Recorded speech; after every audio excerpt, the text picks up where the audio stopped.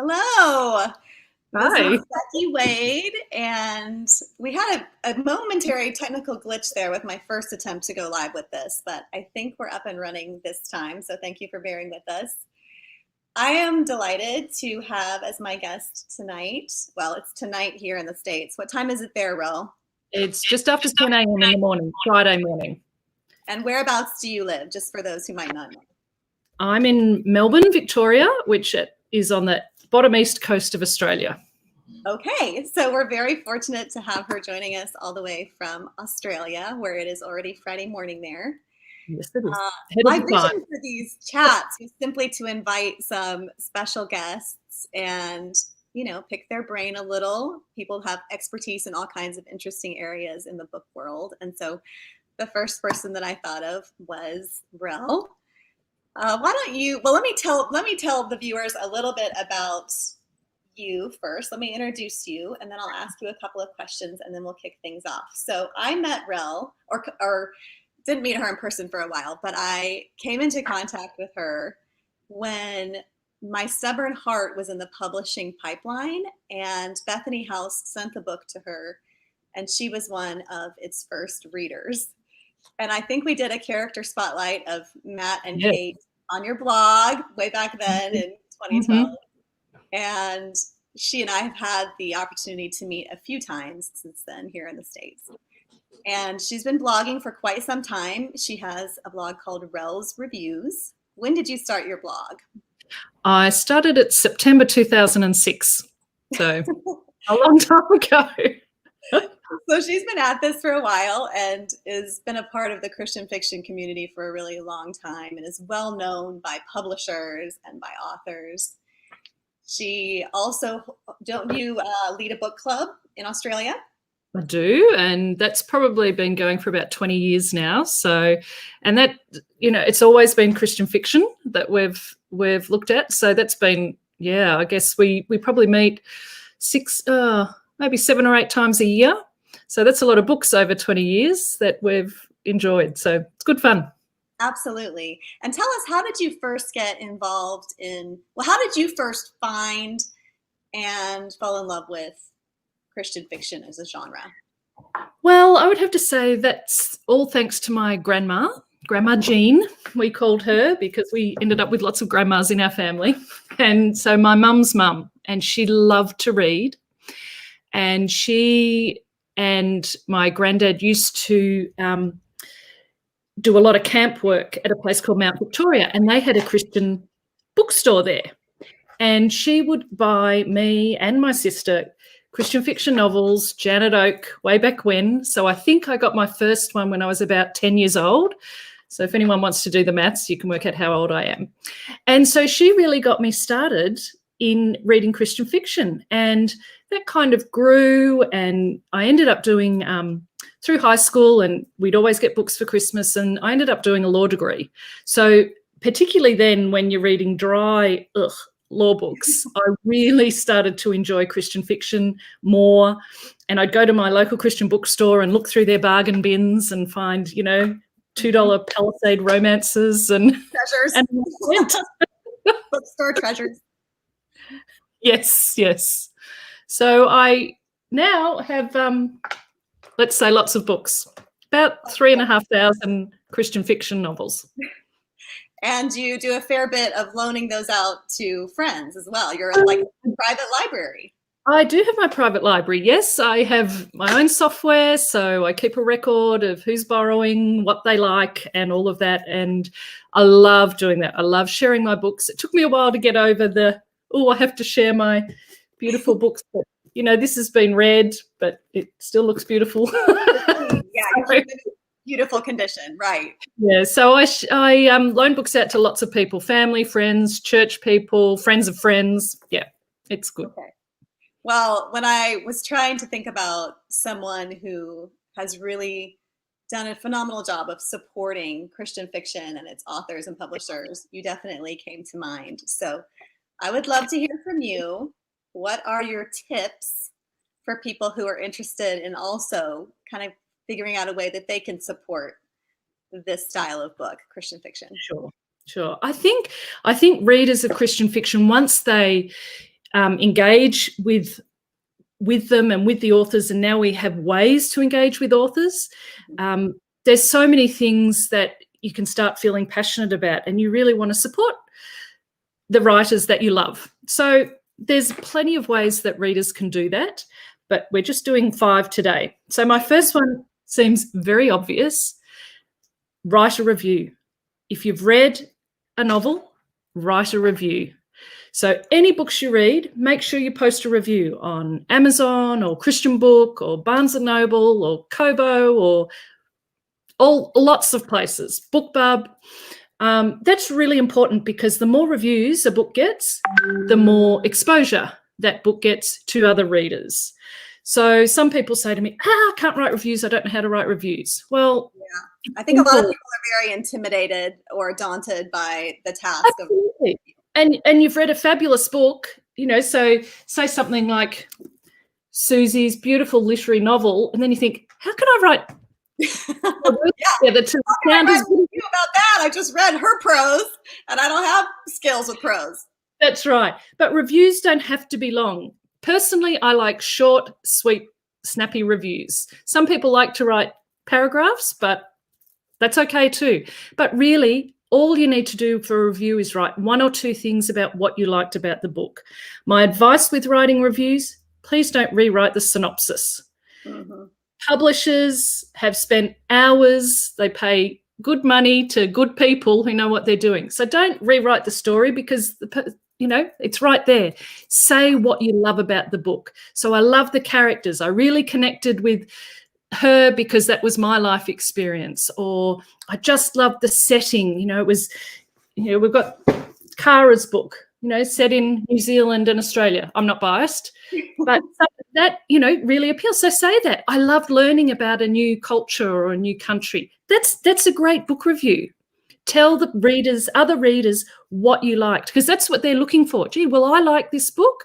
And if someone says, well, this is the part of the book I loved, then that's a great way to go about it. So 2 or 3 sentences, star reviews. Stars are horrible because they mean different things on different sites, but that's what's really good. So talk about what you liked. Did you love the characters? Did you love the emotion?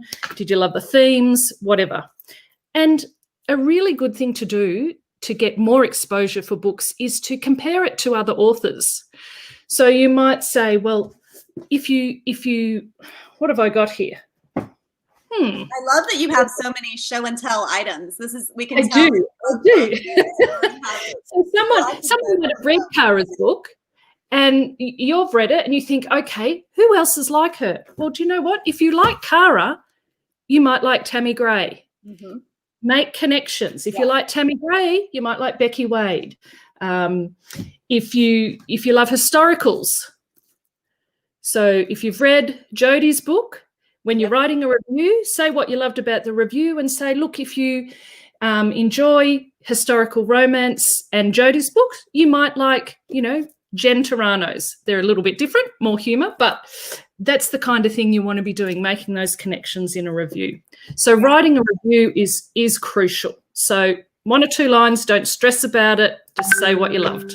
And what if you didn't fully love the book? Should you still write a review?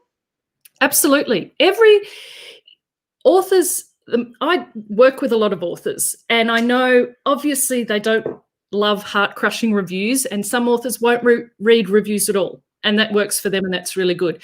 What readers have to know is that they're writing reviews for other readers.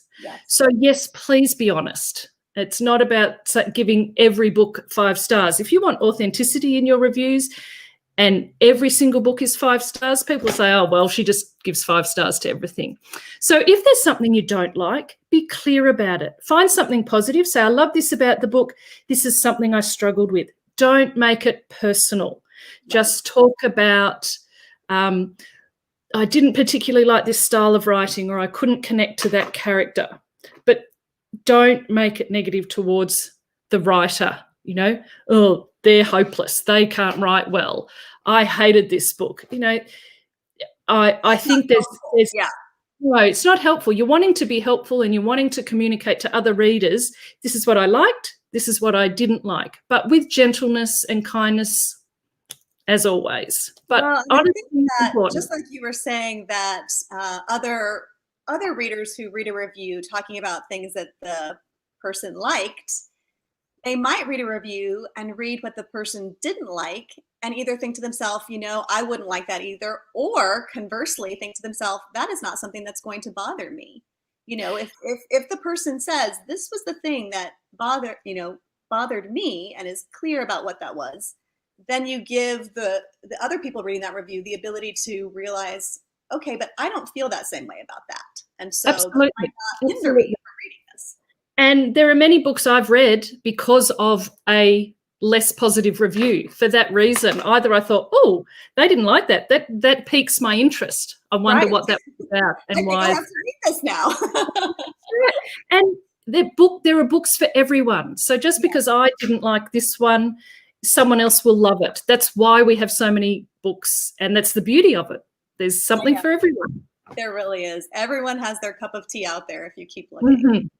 But I think, yeah, Oh, go ahead. Go ahead. I don't want to yeah, interrupt. I'll just quickly say the other thing that I forgot to mention.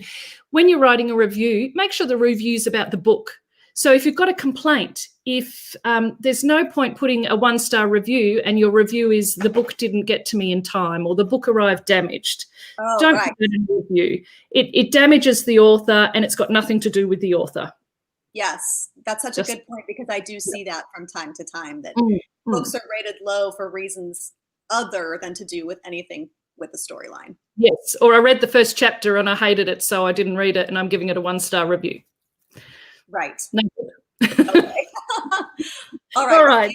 okay. So, tip 1, review the books you read. Absolutely. Tip 2, share about them on your social media. We have so many social media platforms now: Instagram, Pinterest, Facebook, Twitter. Share about the books you love. Put a quote. I love this book. Add a little quote from the book, not a spoiler quote. Oh, yeah. And don't write spoilers. And put it on Twitter. Link to the Amazon page or the Christian book page for that book or the author's website. Take photos. Instagram, there's an amazing book community on Instagram that is so well worth engaging in if you love books. If you're creative, you can take gorgeous photos with your books, stick the flower with them or whatever it might be, and just really enjoy that aspect. And again, it's giving authors more exposure. Make sure you tag them, things like that, and share. I think it's a good thing if you're less confident about reviews. You can still write your 1 or 2 line reviews, but you might just be able to be creative and have a beautiful photo, and that's, a picture's worth 1,000 words, and that's a real benefit to authors too, to other readers because they see it, and authors, it's an encouragement, and it's really nice to encourage people. So make sure if you enjoyed a book, share about it, talk about it on social media, and just all the time. If you have a thread, someone says, oh gosh, I loved military fiction.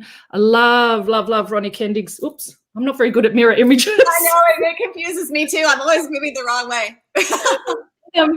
Talk about it and share it with your friends. Tag someone else. Well, then their followers will see that same thing, and you can generate discussions that way, and other people get interested and think, oh, I might like that book too. So get out there, whatever platforms you're on, talk about your books. Yeah, I think it's great if you can generate some kind of discussion around a point that's explored in the novel. Yes. And I also think it's great, no matter what social media platform you like best, to just share there. Not feeling like you have to just spread yourself really thin Yes. and share across all these platforms you're not as comfortable with or don't like. Share about books in a way that you like on the platform you like, because then it'll be the Absolutely. most engaging. Definitely. And on that note, we will move to the next one.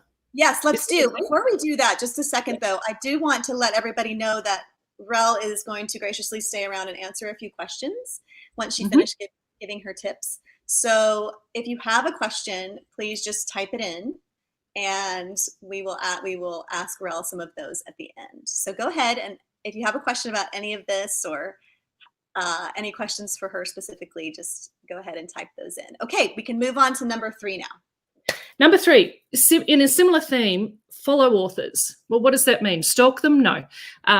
What it means is follow them on their social media platforms again. So if you love an author and they're on Instagram, follow them on Instagram.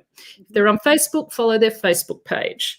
But there are some other than those social media platforms, follow them on Goodreads, follow them on Amazon, follow them on BookBub. BookBub is a really growing platform where if you follow authors there, like with Amazon, if you follow your favorite authors there, you'll get emails when they have a new release coming up. You will get emails when they have a sale on a book. You will get emails with similar authors. You know, you follow this author, you like their books. BookBub and Amazon will send you emails saying, hey, try this one.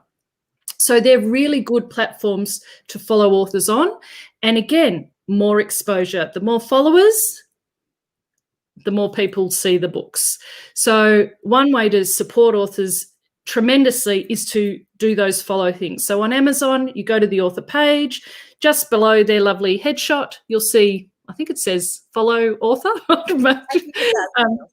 You just click on that, and BookBub the same. Log into BookBub, search out your favorite authors and follow them, and you get a benefit and they do too.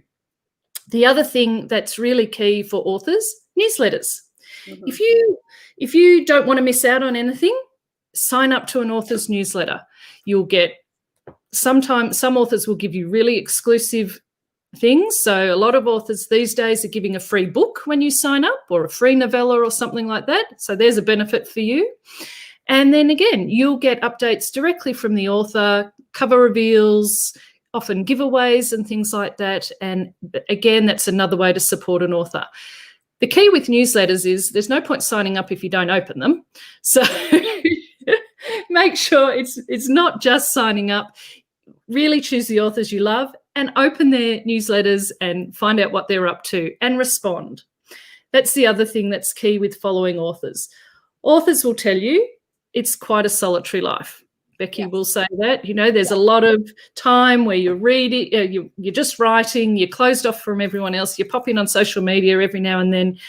And I'm sure it must be discouraging when an author's agonised over a post and asked a question and looking for engagement, and it's crickets. You know, no one responds. So engage with your favourite authors. They want to engage with you.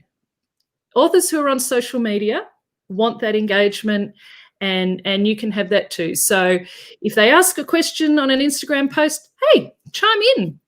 You've got nothing to lose, and you can connect, and it's a great thing to do, and it's an encouragement for both you and the author as well. Yeah, that's so true. It's wonderful when readers take the time to comment and give feedback and connect with me. There are so many now on the different platforms that I feel like I know, because even though I haven't met them, you know, I've received emails from them or private messages, or they've interacted with me a lot on one of the platforms, and it's wonderful. It gives me a sense of not feeling quite so solitary. So I really appreciate it when people engage with me like that. That's good. That's good. Okay, what else have I got here? Number 4, talk to other people about books. So you've got the social media side of things, but then you have the personal side. There is nothing more that encourages someone else to read a book than a personal recommendation. So if you have friends and family, church friends who love books, talk to them. Say, hey, you know, I've just read this book. Well, there he is. Yeah. Ooh. All of those covers in that series, the guys were so good looking. Yes, and they're in here too. Woo! So that's fun. But say to someone, oh, I've just read this book by Susie May. You will love it. This is what it's about. Again, it's like doing a review verbally, and you might find that easier. The one thing here you might come across is Christian fiction doesn't always get the best reception from people. So a lot of people may not have read a Christian fiction novel for 20 years. And Yes. so they will just say, oh, there's only one type of Christian romance, and it's just a sweet prairie romance, and I don't like historicals, so I'm not interested. Right. This is your in, people. Change the world, change people's views, but do it well and do it nicely. Don't just assume, oh, go off in a huff because they don't like the books you like. Ask them questions. What kind of books do you read? What have you enjoyed reading lately? And if you're as immersed in the world as I am, you're a bit nerd-like about it, you will be able to make some connections. So if someone says, oh, look, I only like military fiction, and you can't get that in, or military romance, you can't get that in Christian fiction. Well, yes, you can. Here's another book from me. Yeah. Listen to what people are saying. What do they like? Oh, Christian fiction only have pretty girls on the cover. I'm really not interested. That might be shallow. I'm having a bit of fun there. No, you're welcome to be shallow in that particular way. Here, I enjoy heroes on covers. It's really important to be positive about the books you're reading and open people's minds up. You know, Christian fiction has exploded in the last 10 years particularly. And so where it did used to be prairie romances, nothing against them at all. There's still wonderful stories about, but now you can get so many others. You know, this one here, Amanda Barrett's My Dearest Dietrich. It's a novel based on the life of Dietrich Bonhoeffer. Amazing kind of story, you know, different to what people might expect. I'm flashing Ronnie Kendig up a lot. Space opera. Who would have thought, you know? Yeah. There's so many different types of novels being published in Christian fiction now. So many. You know, oh, look, I only read Jane Austen. I'm not interested in anything else. Well, guess what? Erica Vetch, Regency Romance. So it's about thinking about asking good questions of people and saying, hey, can I change your mind? Why don't you try this one?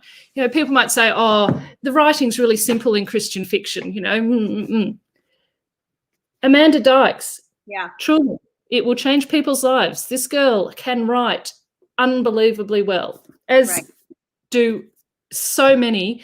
And we can be part of changing people's what is really prejudice about what there is about in Christian fiction these days. So ask questions, ask who they read, and then you can think about, okay, if they like that author, maybe they'll like this Christian fiction author. And the other thing I will say, don't be scared to share your Christian fiction with people who aren't Christians. Right. Be careful about it. There's no point giving them one that has been written particularly for Christians. But there's so many books in the Christian fiction market now that I think are just so important. And they will be subtle on the Christian fiction themes. And that's just as important as the ones that are very overt. Yeah, there's a place for anything along that spectrum. Yeah. So, and if you don't know what to recommend, ask me or other bloggers or people, other authors who are immersed in this world, and we will be sure to have recommendations for you and your friends. So, sorry, I'm waffling on. I need to go. Need to keep going, Becky. Finally, again, another really simple one. Buy books. Okay. Lots of people, I think, you know, want to get free books. They want to get it on NetGalley. They want a free book from an author. And if you're an enthusiastic person who really wants to support an author and be on launch teams, that's great. But if you're a really dedicated reader and supporter of authors, buy the books, because that is what keeps authors writing. They need to make sales. It sounds, you know, and for some reason in the Christian fiction world, I don't know, we have this prejudice against the fact that, you know, authors, this is authors' their livelihood. This is their work. Just because it's enjoyable for us and we can read something, well, if you're like me, in 3 hours, don't tell Becky that, you know, many authors spend a year at least researching, writing a book. We read it in a few hours and we think, oh, yeah, that's huge. Who else spends a whole year doing something and has people quibble about paying, $12 for their hard work? So if you really are a truly dedicated supporter of authors, you will buy their books, and just don't buy them for yourselves. I always give books. Everyone is either excited or not excited when Christmas and birthdays roll around, because they know books are coming their way. And gift a book. You can gift books. You can gift ebooks. So for a few dollars, you can make someone's day. You don't even have to tell them, and all of a sudden a gift will pop up in their email about, hey, here's a book I thought you'd enjoy for a few dollars. That's how you support authors, buying their books, encouraging them, and sharing with others. It's pretty simple. I think that's it. Okay, awesome. And I think that I'm never disappointed when I hear that someone read my books at a library or asked their library to stock a book of mine so that they could read it if they truly couldn't afford to buy it. Because if you ask your library to purchase it, you've still created a sale. You've still bought a book in a way, because your library has acquired it. And now not only can you read it, but potentially hundreds of other people definitely can do a Christian fiction novel that way. So if budget concerns definitely do not allow for you to buy books and keep them, please recommend that your library get Christian fiction titles for their shelves. Yeah, and that's really easy to do. Most libraries will have an online form these days, so you can just go online and make the request. And you can request, I don't know, I'm assuming it's the same, but here you can request ebooks as well as print copies. Yeah. You can request recorded books. So don't be shy. Hop onto your libraries, even though many of them are closed right now. Ours is certainly closed here. Ours are somewhat open. We can pull in and they'll put books in our trunk and then we pull out. You have to order them all online, but it's wonderful that we have that. That's great. Yep, great. Yeah. Okay, I'm going to start putting up a few of the questions that people have asked you. Here's one. Okay. Joy asks, what do readers do that is actually not helpful? What do readers doing? What I've seen over the years, firstly, obvious spoilers. So someone writing a review or verbally sharing or talking online about it, and they give away a massive plot point. It's discouraging. No, everyone knows from TV. You see on Twitter, the final ending of some show. Don't tell me. I'm not looking online until it's the same for books. So don't give away even things, what you might think isn't a spoiler often is for someone else. So be really careful. Stick to pretty much what's on the back of the book in terms of any plot points, and leave it at that. So that's one thing. Talked about a bit before, negative reviews because of things outside the author's control. So delivery wasn't good, or it was damaged, or they sent me the wrong book. Don't take that complaint on to Amazon in terms of the review, but contact Amazon directly or whatever. Stick to the content of the book in your reviews. Personal attacks or comments, negative comments about the author's faith, simply because you may not have liked an aspect of the faith journey in the book. And that's okay to not like it. You can say, look, this wasn't my cup of tea. I believe something a bit differently. But when it becomes personal and people start questioning an author's faith, I think that's a line you should not be crossing. So don't do that. And sadly, over my years, I have seen a lot of that. Complaints in a public forum. So even things like a typo.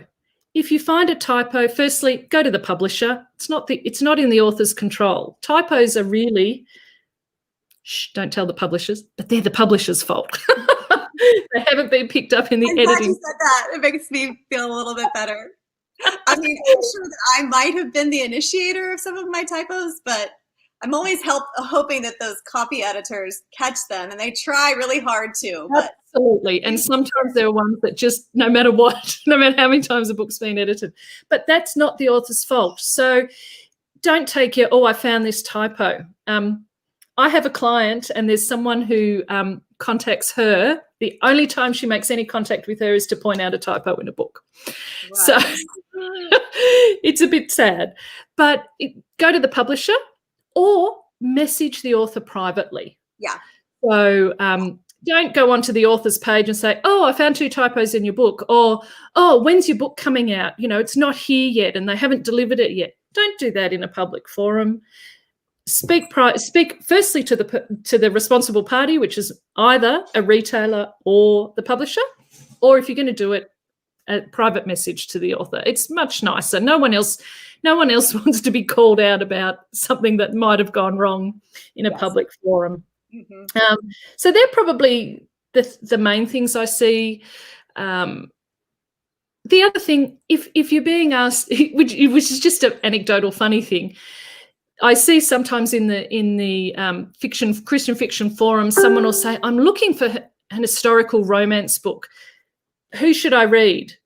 And without fail, there'll be questions like, oh, I love Becky Wade. It's like, hang on. They just asked for historical romance. So if there's a question from someone asking for recommendations or anything like that, stick to the question. That's what people are after. Don't confuse the matter. Okay, here's another one that shows the power of a good review, like a well-written, thorough review. Caitlin says she read your review of P.S. Goodbye, which introduced her to Terry Ferris's books. She went on to read it and became a forever fan and a member of her launch team.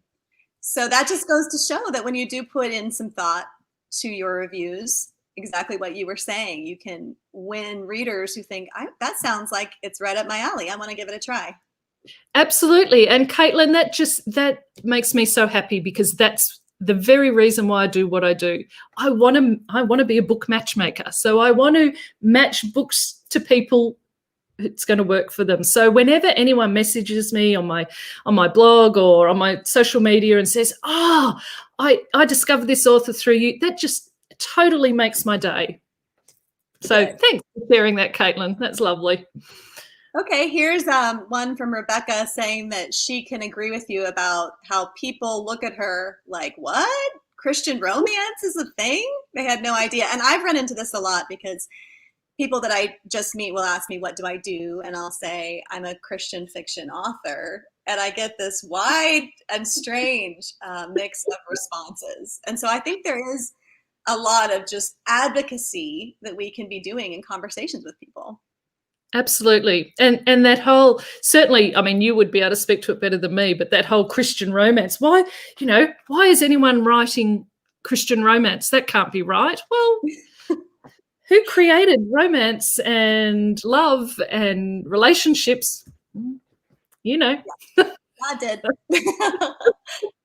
Okay, and here's one from Joyce saying that Christian fiction hits on many current topics these days. Do you find that to be true? I absolutely do. And I think the days are definitely gone when Christian fiction was more just focused on making us feel good. You know, they're lovely, sweet romance, and there's a place for those. Do not get me wrong. I love that those books exist and I enjoy them as well. But I love that there are now books that wrestle with faith issues, because for me, yes, there are times where I just want to be transported away and enjoy a lovely, light story where it's just fun and enjoyable. But most of the time I want to be challenged. I want to be, just like I want to be challenged when I read the Bible, I want to be challenged in some way. And it doesn't have to be deep and heavy, even though there are lots of books now that we can read. Julie Cantrell writes some amazing Southern fiction heavy books that deal with tough themes but are so powerful. But even romance can still, and Becky's an example of this, Nicole Deese is an example of this, where if you've read this one by Nicole, it's a gorgeous romance. It's really lovely, but it deals with adoption and what God puts on the heroine's heart and how that then conflicts later on in the book, and what is she going to do when she's absolutely torn. And all these books just give me something to think about and wrestle with and think, how would I respond? And there's so many wonderful books like that in the market. So Joyce is absolutely right. Yeah. No doubt we'll I see think some that, COVID ones you in know, a due lot course. of us are delving into things that we feel are very relevant, and we want to write about those things. So I'm glad Mhm. when readers can connect to and find something Yes. to. Yeah. Okay, here's another one from Rebecca. Are there certain hashtags that we should include in social media posts, and should we be tagging publishers? Yeah, good question. Look, there's no hard and fast rule, but some good advice is make sure when you're tagging that, yeah, definitely tag publishers, tag the author, tag publishers, different hashtags. Obviously, Bookstagram is a good one that will get lots of people exposed to it, but also make sure you're using the title, the series.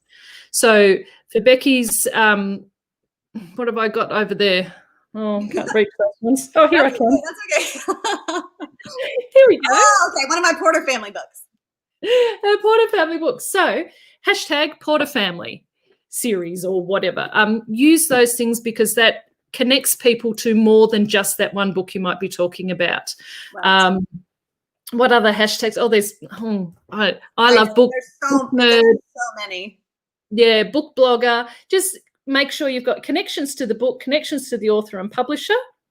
And then the general ones, Bookstagram, I love books, am reading, things like that. But also a couple of unique ones too. So don't be afraid to do something unique because that also can make it stand out. Right. Okay, Perry Ann asks, how do you handle it when the Christian romance is a bit too sensual for your taste? Okay, well, that's how long is a piece of string, isn't it? Because what might be too sensual for you may not be for me. So again, I think I certainly, when I think about my blog, so my blog is absolutely focused on Christian fiction. So when I write a review or read a book, I need to think about who my audience is. So I know I have some readers who will find any sensuality shocking and upsetting, and they won't like that. I'm not that sensitive to highlight it if it's. I've got to make a judgment call. So if I feel there is something that is definitely might be crossing someone, not the ultra conservative, but somewhere in the middle, then I will usually highlight it. Look, I probably don't find that in Christian fiction, but I do read and review some clean general romance fiction. So some of those might have things in them that will make some people struggle or not be happy with. So in those instances, I will make a little note. I try not to go into detail because I feel like there are some reviewers who object to the content and then will list all the content details. And I find that unusual because why are you doing that? So I will put a little comment either in my review or at the end, and I might just say, there is some content some readers may not appreciate in this book. Please contact me for more details, because I also don't want to assume that it's not for everyone. You know, everyone's going to hate it, and that's not fair on the author. So sometimes I won't go into detail, but I'll just give the people the option if they're concerned and they'd like to know more, they can contact me directly. Yeah. Okay, I think we have time for one last question. This one's from Amy. Do you have any suggestions for us about how to cast a wider net? It sometimes feels like we're preaching to the choir, like our Christian audience is this size, and it sometimes feels like there's no way to grow that audience any larger than it currently is, and that we're just talking to sort of this very set group of people. Yes. And I think there's a lot of truth in that, and it is difficult, but it's the long and steady race. So it's not going to happen overnight. It will happen with those things that I've talked about. Talk to other people about what you're reading. Don't be scared to, these are excellent quality books. That, some people mightn't like the Christian content, but they can't question the quality of the writing. with most of, certainly all the traditional, the majority of the traditionally published books, and now these days a lot of indie books, the quality is excellent. So don't be scared to share with people who might not have exposure. Or go up to someone who doesn't like Christian fiction and say, hey, why don't you just give it a go? And if you can capture one or two people who don't read it or only read a certain thing and expose them to a bit more, then those two people will multiply their people that they reach out to, and so on and so forth. Get involved in a book club. Suggest some Christian fiction books if that's not something they normally do. As a book club coordinator for 20 years, I have lots of ideas, because the Christian fiction I do in my book club has to be issue driven, has to give us something that we can wrestle over. So again, it's choosing books that are more than just an evangelical scene at the end of the book. Yes. They're wrestling with real spiritual themes or real personal issues that we can speak into as believers and that we can share with other people. So it's finding ways to expose people who aren't otherwise exposed to books or otherwise exposed to Christian fiction, to give them opportunities to read it. And then it's that multiplication factor. You share with one person, they share with one person, they share with one person, they share with one person. Yes. And like we talked earlier too, on Twitter, on Instagram, getting a conversation started, talking a lot about books. So, that person who's never read Becky Wade book, all of a sudden, gee, her name's popping up everywhere. I might just check her out. And that's how it is. So I think there's no magic formula that overnight we're going to have 10,000 people who've never seen a book before, but we can do it one at a time. Yeah, I think you're exactly right. I think that word of mouth is still the very best way to spread the news about books, because it does multiply. If you tell your mom, your best friend, and your sister, and they happen to love the book, then they're going to tell their friends or their sister-in-law, and before you know it, or, even not necessarily overnight, but eventually it grows. Eventually it grows. It's a slow and steady race, I think, just like you said. It is. Yeah, definitely. Okay, so I think that wraps us up for the night. Thank you so much for taking your time, Morel, to share all those tips with pleasure. us. I could talk all night. You know that. I know. I could stay here and talk books with you much longer, but I think we better sign off. So thank you to all of you who joined us and left comments and questions. I appreciate it. And thank you, Rel, for all the work that you do with Christian fiction. And my pleasure. It's been a joy for me, and I love it, obviously. And so anyone, feel free to contact me. You can contact me through my contact page on my website, relsreviews.com, or on social media. Always happy to talk books and happy to make recommendations and all of those things that I've talked about. Well, I need to do those too. So thank you for listening, and thanks, Becky, for the opportunity. I loved it, and I'm excited to see who else you might chat with going forward. Me too. All right. Good night, or in your case, Rel, good morning. Good morning. Bye. See ya.